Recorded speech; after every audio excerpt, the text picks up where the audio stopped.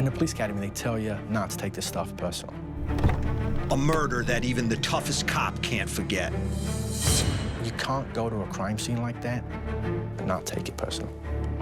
A murder that tears out a mother's heart. He said, Grandma, Mommy's dead. Serial killers don't just stalk the highways at night.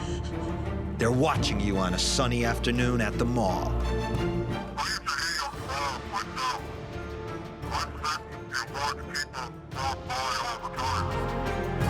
And when you get in the car, they're waiting.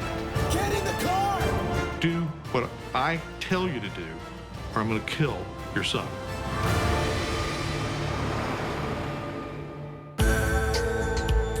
I'm M. William Phelps, investigative journalist, and I have an obsession. Serial killer, cold cases. Now, nearly 10 years later, investigators say they still need the public's help. For me, it's personal. My sister-in-law was murdered, and her killer has never been caught. These killers are still out there. Their victims deserve justice. And just one new clue could make all the difference. I don't have a badge, but I do have something the cops don't have. Someone who understands the dark mind of a murderer. As I started killing again and again, I saw it as a purpose. Because he is one.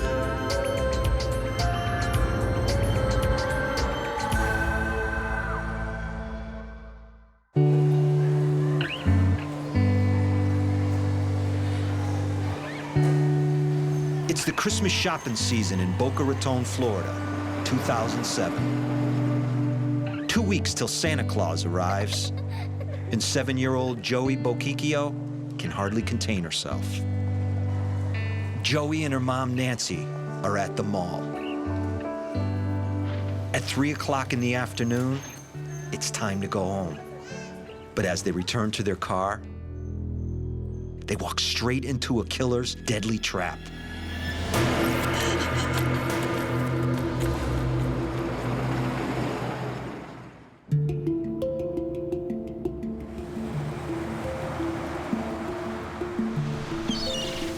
Boca Raton, sun, surf, shopping, retirement. What a place to live. Opulence and wealth.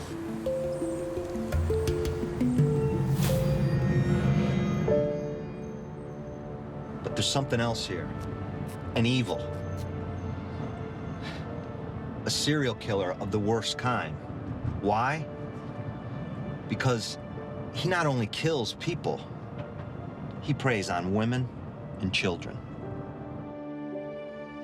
Nancy and Joey Bochicchio never made it home from their shopping trip. They were found shot dead in the mall parking lot later that night. And they weren't this predator's first victims. 18 months earlier, 52-year-old mother of two, Randi Gorenberg, went shopping at the same mall. She drove a black SUV, just like Nancy Bochicchio. Again, it was broad daylight. She was carjacked and shot. Her body dumped in a nearby park. And there was a third attack. A mother and child kidnapped at gunpoint. But in this case, the killer chose to let them go. So I've got a few puzzles to solve. Are these cases connected? Is this a budding serial killer? What kind of monster targets women and children in a shopping mall? And when will he strike again? There'll be no time to get a tan on this trip to the Sunshine State.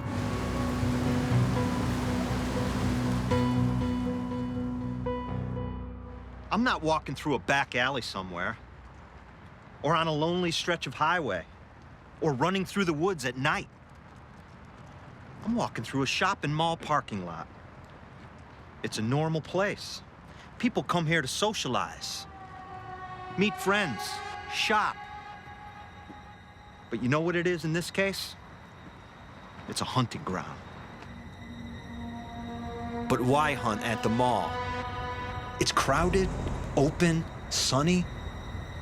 This doesn't fit with our image of a monster trolling for victims in the darkness.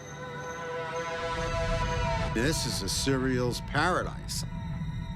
I mean, you know, if this guy's blending in like a chameleon, he's watching everything. That's John Kelly, criminal profiler, my colleague. Somehow Kelly manages to make everything scary, even shopping at the mall. I mean, think about it. It's the perfect stalk, the perfect hunt. All he has to do is sit there and be patient and focus in on his victim of choice. We don't know who we're parking next to at the mall. No, you never know. We don't know who we're walking past at the mall. Exactly, and you don't know who's watching at the mall either. When the mall isn't safe anymore, I gotta start wondering, is anywhere safe? Do serial killers really hang out here? Let's ask one. Raven. He's a guy who won't ever be going to the mall again. Okay, Raven, let me start by asking you, why a shopping mall? There's a lot of people coming and going in it. I used to hang out in malls myself. I sit and watch people walk by all the time. A mall is like, you know, the garden. It's full of people coming and going. And you sit down and watch people without other people worrying that you're sitting there watching them. There you go. For a serial killer, a shopping mall is like a Garden of Eden. But why would a killer take the risk of hunting out in the open? Because if you're out in the open, no one's going to pay attention to anything going on because we don't believe that anything wrong will happen out in the open. Raven's got something there. And it's even more than just believing that nothing bad happens out in the open.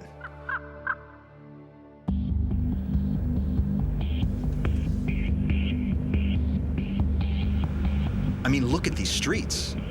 Big, beautiful houses, nice cars. Boca Raton feels comfortable. It feels safe. This isn't Murder City. Boca's in an affluent area. It has a relatively low crime rate.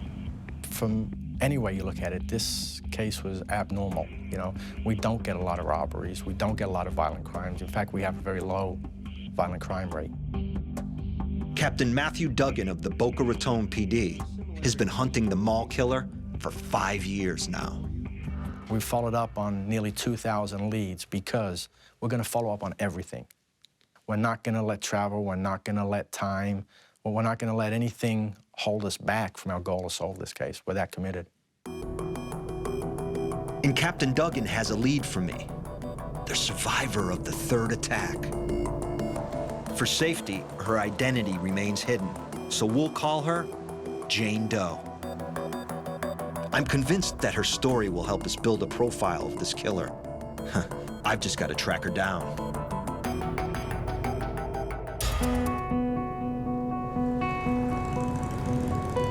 I'm in Florida, soaking up a little sunshine. But like most places I go, there's darkness waiting around the next corner. So here in Boca Raton, you know, you've got the gated communities. You've got these high walls around the properties, security, alarm systems. So what does our serial killer do here? He adapts. He goes out and he attacks when they're most vulnerable and their guard is down. At a shopping mall. Makes sense.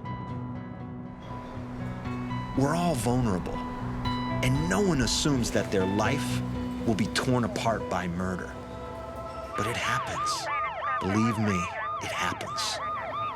We get to the house, and I see police cars all around and men standing all around. I said, oh my God, what's going on? Yeah. Heidi Elias remembers the day her grandson ran to her with some terrible news. And I get out of the car. He comes running towards me. Grandma, Grandma, Mommy's dead. And I said, what? He said, Mommy's dead. No parent wants to outlive their child. Heidi Elias had to experience that horror, burying her daughter, Randi Gorenberg. She was a considerate, wonderful, helpful, dutiful, loving daughter. You know, when she smiled, it was genuine. All that this girl wanted was to be a good mother. And she was. It's just after 1 p.m. on March 23rd, 2007. Randi Gorenberg is finishing up her shopping at the Town Center Mall in Boca Raton. As she walks into the parking lot, something goes horribly wrong. Somehow, someone takes control of Randi in her car. Half an hour later, her black SUV pulls up at a park 6 miles away. There were people in the Civic Center that heard the gunshots. And they ran out, and they saw a body coming out of the door of the SUV. They left her body, and they drove away in a rush. Randi was shot twice in the head, like an execution. She didn't die of natural causes. She was murdered. She was shot in the head, gangster style. Maybe she was at the wrong place at the wrong time. There's so many thoughts that go through my head. I have spent sleepless days and nights. And I just hope before I die they figure it out, because I want to know why.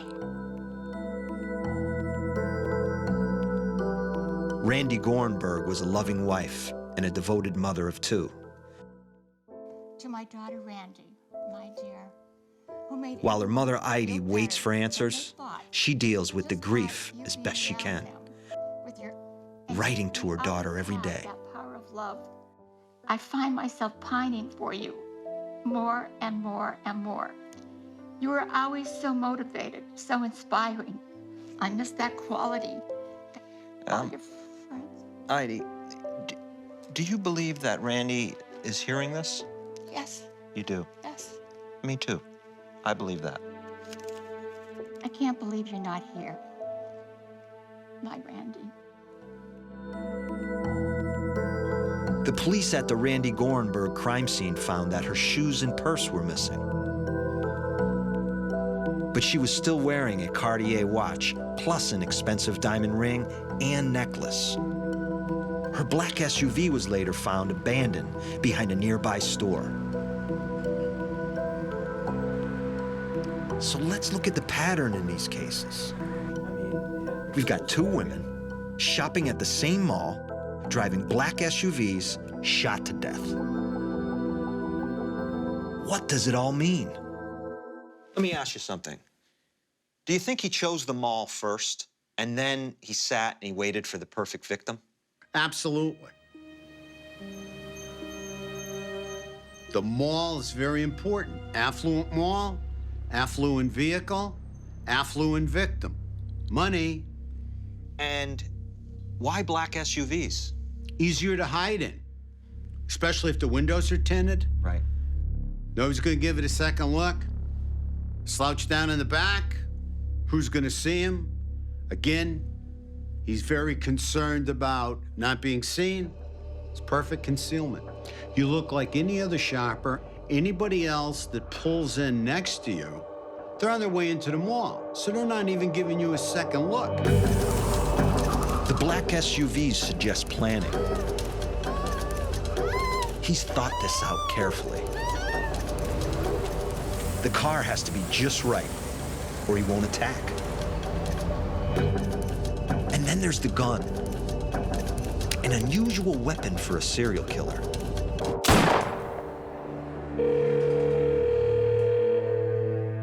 It's a good question for Raven. He didn't like guns much. Why shoot them?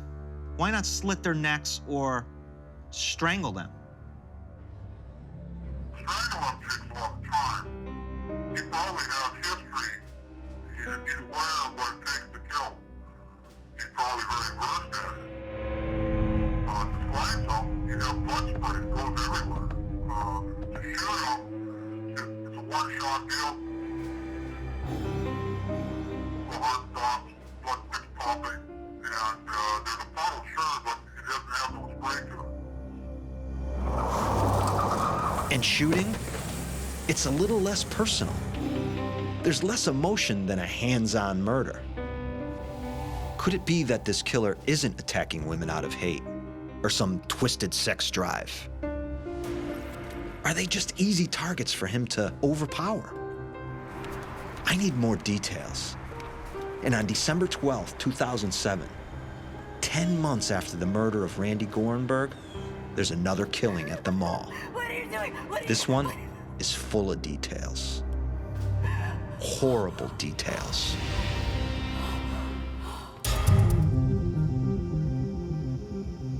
December 2007. It's been another frenetic day of pre-Christmas shopping at the Town Center Mall in Boca Raton, Florida. And as midnight approaches, the guards do their final checks of the parking lot. There's something very odd about a black SUV parked at the back of the lot. Security guard found the door open. The door was open and the car was running. And when he looked in, he was horrified.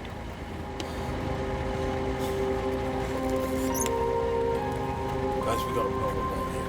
We need some. But when the police came, two of the detectives and the captain had a daughter exactly the same age as Joey, so they were beside themselves. They never saw anything like that in Boca. It was the worst thing that ever happened, the worst crime. The worst crime? That doesn't even begin to say it. And there's a reason Joanne Bruno can't find the words to describe this. She's talking about the cold-blooded murder of her younger sister, Nancy Bochicchio, and Nancy's 7-year-old daughter, Joey. Police believe they were carjacked. At some point, they were bound with plastic zip ties and shot to death. They didn't find my sister till 11:30 that night. God only knows how long he had them, or how long they were parked in that parking lot. They found them in the parking lot with the doors open. At that point at night, it was the only car there. It was sitting alone in a parking lot, and it just looked so isolated and so lonely. On the scene that night was Captain Matthew Duggan of the Boca Raton PD. It sounds dramatic, but sometimes you close your eyes and you see what happened, what that crime scene looked. I look at my kids sometimes. You know, my daughters are the same age as what Joey would have been. You have to personalize a case like this because it's why we do this job. Joey Bochicchio, only 7 years old, full of life, just like her mom. Nancy, she wanted a little girl all her life. That's something she always wanted, was a little girl. The doctors had told Nancy she'd never have kids. They told her not to go through with Joey's pregnancy. But Nancy had a feeling it would be okay. And Joey came out perfect. There wasn't a thing wrong with her. She was healthy, beautiful, smart. They were always singing together. You knew she was in the room. There was a presence when Nancy came. And Joey was the same. There was a presence about them.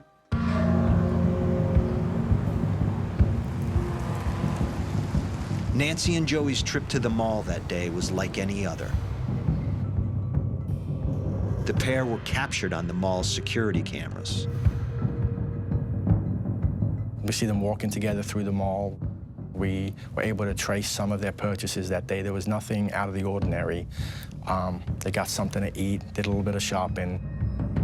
Just after 3 p.m., Nancy and Joey are seen walking out of the mall towards the parking lot, out of view of the security cameras.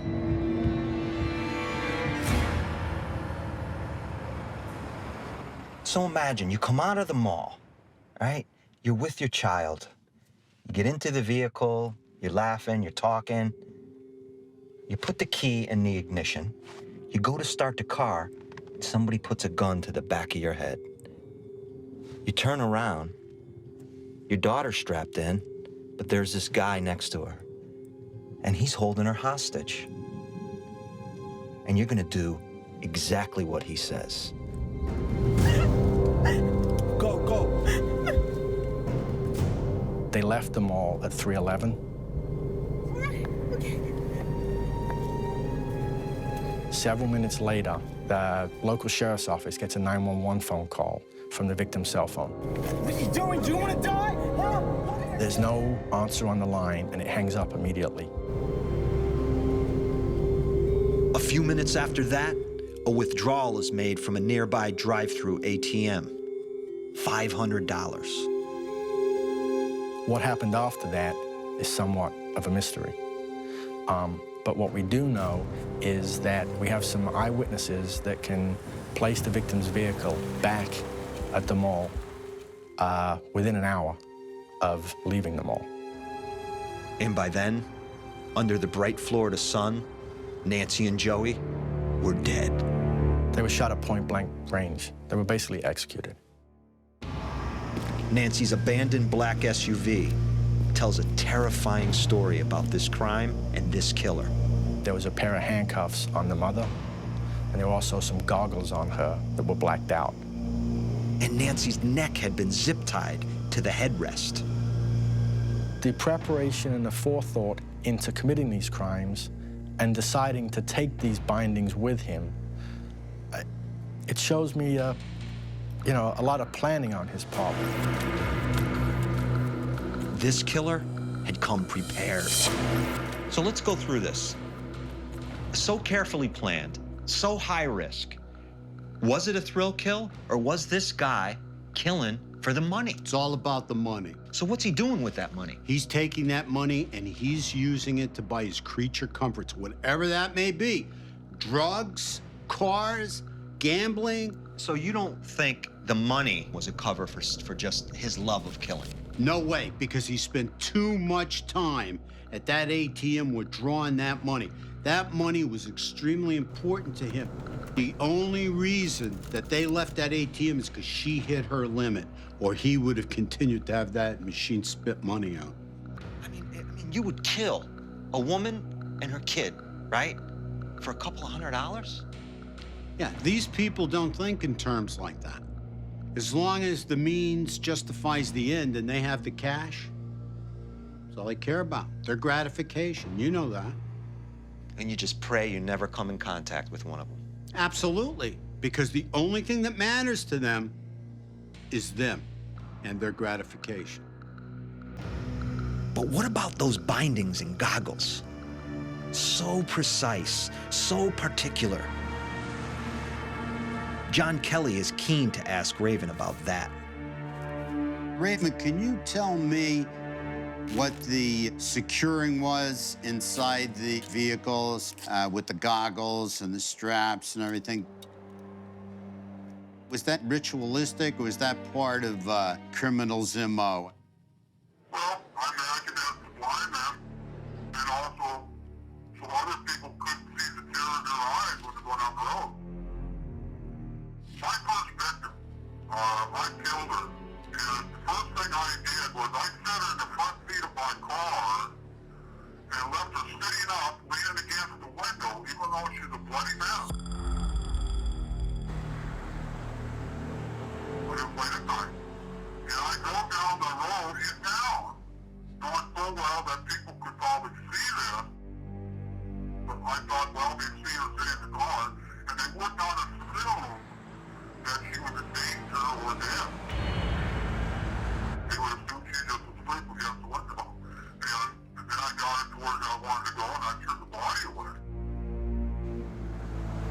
shocking, but that's how serial killers think.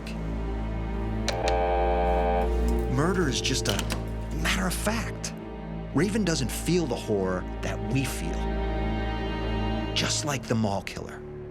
That's why he can shoot a mother and daughter and simply move on to his next victim.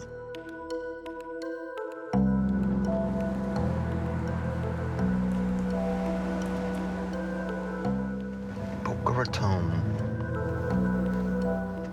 You got your scooters, you got your walkers, you got your striped sweatpants, you got golfing.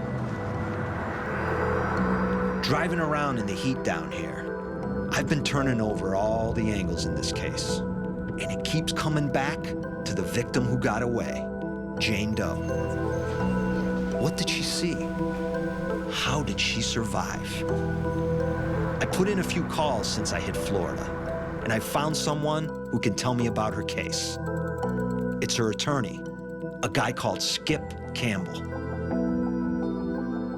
She's terrified every single day, total fear.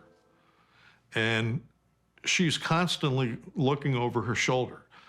Any place that she goes, she fears that this fellow might show up and do something harmful to her or her son. Jane Doe's day of horror began the same way Randi Gorenberg's did. The same way Nancy and Joey Bochicchio's began. A trip to the town center mall, a little shopping, then back to her car, which is a black SUV. Mama! What's wrong? Get in the car. Get in the car! She gets back in the car, and he's there in the back seat. He has the gun, and he says, "You gotta do what I tell you to do, or I'm gonna kill your son." Get in the car. Jane's son is only 2 years old. He tells her to drive to an ATM machine, which is located about a block away from the shopping mall, and tells her to withdraw money. And she starts withdrawing money. At $600, she reaches her limit for the day. So he tells her to drive on. All the while, she is fighting a desperate battle to save her son's life.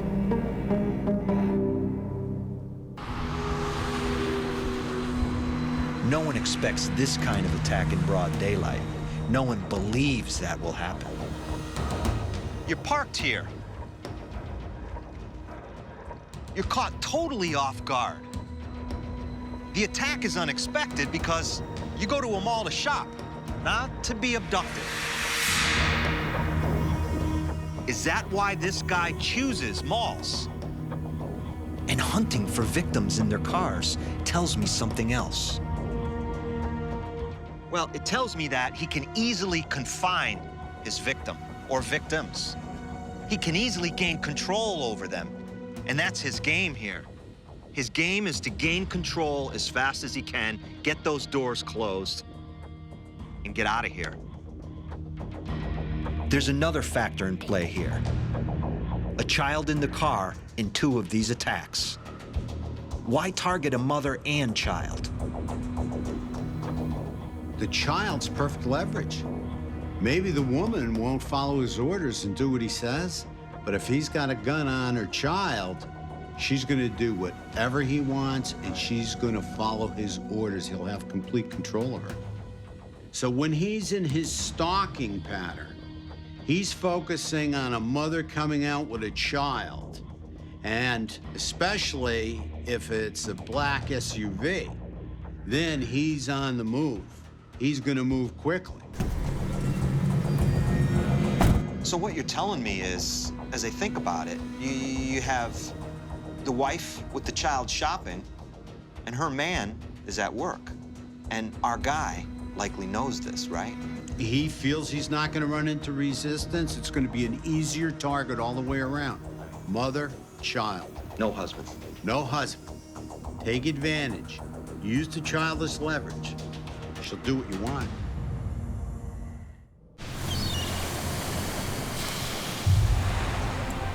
It's August 2007. People are going about their daily lives in Boca Raton, Florida. Driving to lunch, heading to the mall, going to the gym. Please, just don't hurt my boy, okay? Please. I say, They have no idea the they've just driven past a young woman fighting for her life and the life of her son. Hey. Okay. At that point in time, she's thinking, this is it. And she felt that she and her son were going to get killed at that point in time. A carjacker has just forced Jane Doe to pull into a quiet parking lot behind a local restaurant. She thinks he's about to kill her. Get out of the car. Okay. But he's only beginning to turn up the terror. He gets her in the back seat, puts a zip tie around her neck, puts on some sunglasses that have tape over it, and binds her arms. His name's James. The zip tie was around the neck and around the headrest in the car.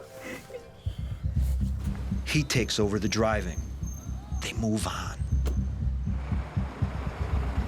And Jane Doe's do-or-die struggle for her son's life resumes. What are you doing now? She's talking to him to calm him down. What is she saying? Things like, don't hurt my son. He's just such a little boy. He's done nothing to you. And he actually said something nice about, you have a good boy here. I love him so much. So she was talking mostly about her son and trying to make him realize that these were human beings. Human beings.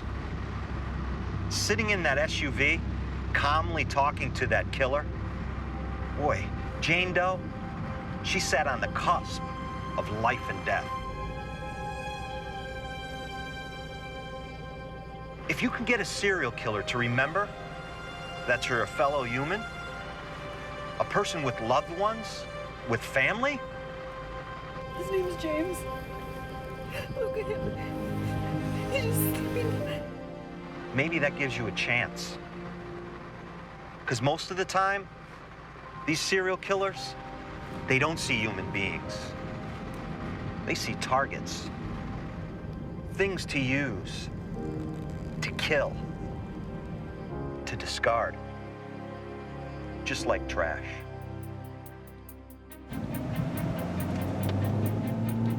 After an hour or so, they return to where this ordeal began, the parking lot at the mall. During this period of time, and he actually changes the sunglasses to kind of like swimming goggles with tape over it. Jane Doe wonders again, is this the end? And in a way, it is. Because he decides to let her go. He tells her, call your husband, tell him to come pick you up because your car broke down. And it's at that point in time also he says, if I see my description anywhere, you're in trouble because I know who you are. When the cops come, I want you to tell them I'm short, fat, and black. And that's when he told her to give a description which was not the description of what he actually looked like. I promise. With that, he leaves her.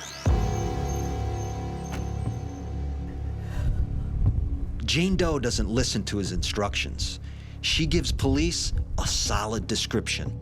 He was wearing a floppy hat, had sunglasses on, was Caucasian, possibly Hispanic, had curly brown hair, and he had a ponytail, which was about 6 inches long. Jane Doe survived something almost no one does.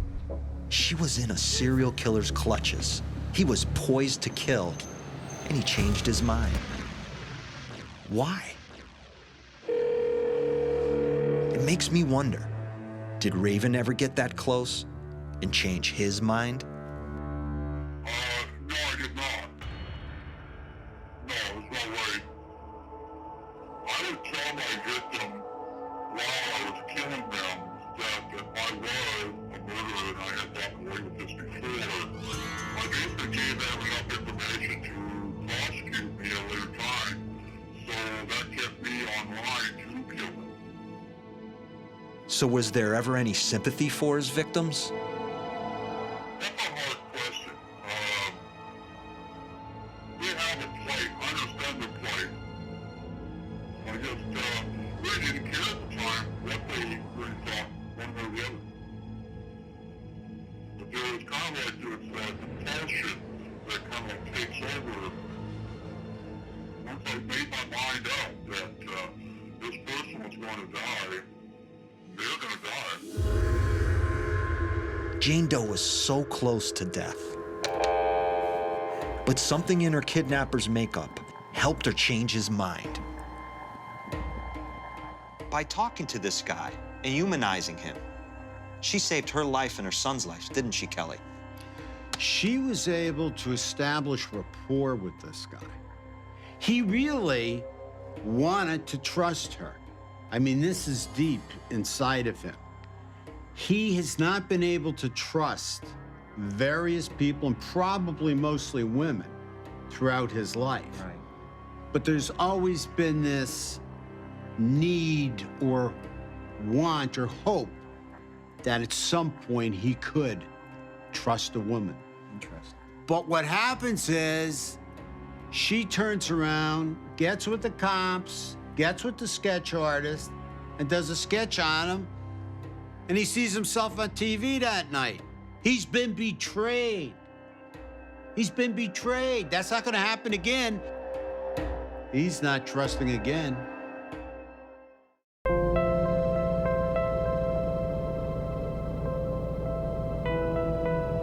I'm in Boca Raton, Florida. In 2007, this town was terrorized by a killer who struck right where we shopped, at the mall. He is a serial killer, in my opinion, who probably has a drug habit. He is somebody that probably will do this again, given the right opportunity. He has to be caught. He has to be stopped. On the surface, the murders look very similar. Two women driving black SUVs are carjacked from the same shopping mall parking lot and shot. One with her 7-year-old daughter. What's wrong? Get in the car. Get in the car! A third woman is carjacked with her 2-year-old son. Go to a drive-through ATM. She's robbed and let go. But some of the fine details in these attacks just don't add up. The killer used zip ties, handcuffs, and darkened goggles in 2 of the attacks. But nothing like that was found with the first victim, Randi Gorenberg. Shut up! And unlike the others, she wasn't brought back to the mall parking lot.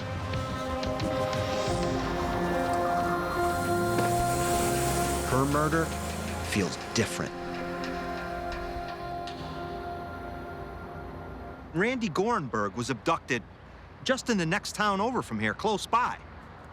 But yet her body is dumped right here where I'm standing. Middle of the day, and I have to ask myself, why? Why would her killer choose to dump her body where there's security everywhere, people all over, and it's so busy? Why would he do that? Why would he do that? This is not the place to dump a body if you're a serial killer during the middle of the day. It's just not. I know that Gorenberg had been shopping at the mall the day she was murdered. She also drove a black SUV. But beyond that, we found no similarities whatsoever. So where does that leave us? More than one killer has stalked the town center mall parking lot. Randi Gorenberg? Her murder feels like an execution. Was she targeted? Who wanted her killed? And why? Right now, that remains a mystery. Then there's the killer of Nancy and Joey Bochicchio, and the abductor of Jane Doe and her son. What's wrong? Get in the car. Gotta be the same guy. Both victims were driving SUVs, dark SUVs. Both victims had children with them. Both victims had been shopping at that mall. And both victims were tied up in a very similar manner. And more than that, a unique manner. So the question is, which crime is the unusual one for this guy? The murder or the robbery? There's a key clue at the crime scene in the Bochicchio murder. The toy handcuffs that were used on Nancy, they had been broken. Did Nancy fight back? She was streetwise. She might have been a lot younger than I was, but she was the streetwise one. For Nancy's sister Joanne, there's no doubt. Nancy came from the Bronx. She was born a fighter. She was tough. You know, no one would mess with her. Come on, hurry. Another 200. Hey, here! She'd say to me, stand up, look strong, never let them know you're afraid. But that's the kind of person she was. She took nothing from anyone. I can't get any more out. And when it came to protecting little Joey, Come on. Nancy wouldn't give an inch. She fought, and I know that was my sister. She loved Joey, and there was nothing more important in her life. I mean, to every mother, every breath is your children. But with my sister, it was beyond that. It was almost as like an obsession. She would never leave Joey. But did that fighting spirit push her kidnapper too far? Was he always going to kill? Could it have been as simple as, you know, Nancy began to fight back, you know, and how could you fault her for it? She's bound next to her daughter, being driven around. I mean, it's got to be terrifying. I think it's likely that she began to resist. We know she did. There's a 911 phone call the minute she leaves. What are you doing? Do you want to die? Help! And I think it's more likely that he panicked and executed him. Doesn't excuse it, but I think that's more likely. So is this a hardened killer who let someone get away? Or just a thief who panicked and killed his victims? I believe his motive was robbery. You know, I don't believe that's in question. But why did he stop? Why is his action so inconsistent? We just don't know. Me? I'm not so sure he's just a thief. To kill like he did, point blank, face to face, that takes a certain kind of coldness.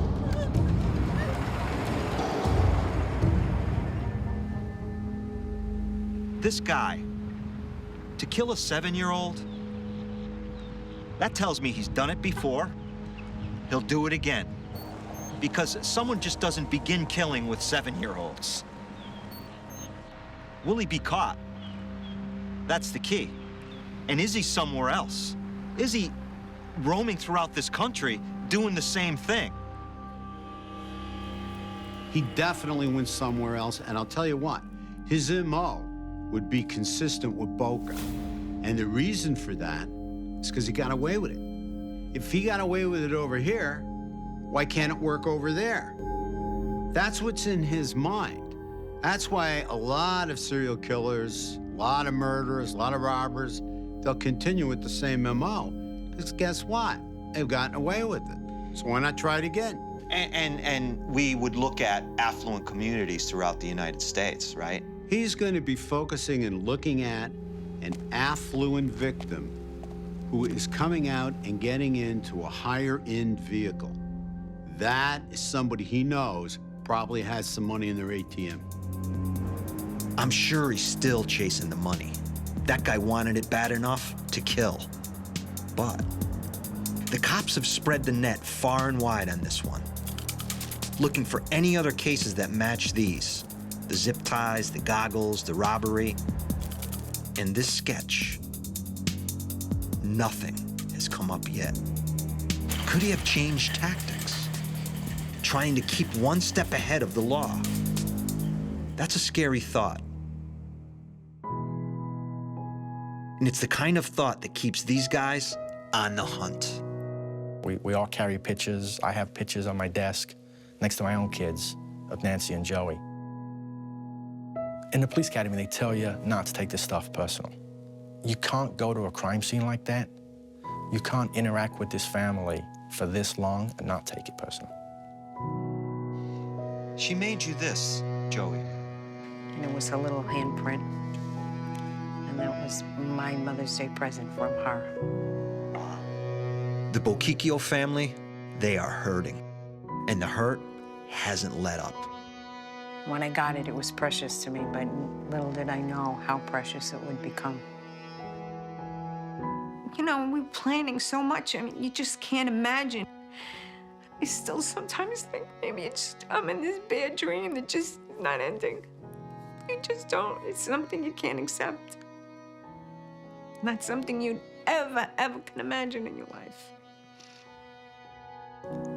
This is you and Randy. Right. And Randi Gorenberg's mother, Ida Elias, she's a rock. And she's holding on for answers. I don't want my daughter to be a cold case. Who is Randy's killer? A second guy? A hitman? He's still out there too. Someone has to know something. Just let it out of your system. You'll feel better. You'll feel relieved. You won't have that guilt on you. Just tell somebody what you know. I promise you. And I know that you won't walk around with a heavy load anymore. It could be a long wait, but if the moment comes, the cops here in Florida are ready for that call. Somebody at some point is going to call us with the lead, with the one we want. We'll cross the finish line with it, but we need them to start us. We've followed up on 2,000 leads so far. 2001 is not going to be a problem.